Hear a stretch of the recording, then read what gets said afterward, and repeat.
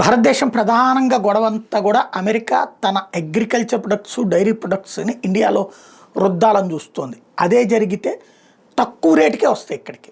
అక్కడి నుంచి బియ్యమా పప్పులా ఉప్పులా ఇట్లాంటి తక్కువ రేటుకి వస్తాయి. అట్ ద సేమ్ టైం ఈ ఫుడ్ గ్రెయిన్స్ అన్నీ కూడా తక్కువ రేటుకి వస్తాయి. ఎందుకంటే వాళ్ళు బల్క్గా చేస్తారు, వేల ఎకరాల్లో చేస్తారు కాబట్టి ప్లస్ 50% అక్కడ ప్రభుత్వం సబ్సిడీ ఇస్తుంది. అవి తీసుకొచ్చి ఇండియాలో డంప్ చేస్తే మన రైతులు ఇచ్చే ప్రొడక్ట్ కంటే తక్కువ కాస్ట్కి వస్తుంది మన దగ్గర.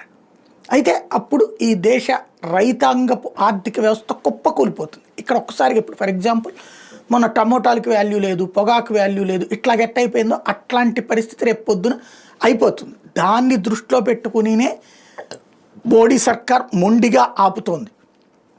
ఇదే విషయాన్ని శశి థరూర్ స్పష్టంగా చెప్పుకొచ్చారు. భారతదేశం ఒకటి ఆత్మవిశ్వాసంతో ఉంది, ఆత్మ గౌరవం కోసం చేస్తోంది. అలాగే కోట్లాది మంది అగ్రికల్చర్ మీద ఆధారపడి ఉన్నప్పుడు వాళ్ళని తీసుకెళ్ళి అమెరికాకి అమ్మేయలేం కదా, అందుకోసమనినే ఖచ్చితంగా ప్రభుత్వం నిలబడుతుంది. ఆ విషయంలో ఆ రూట్లో ఆలోచించాలని చెప్తున్నారు.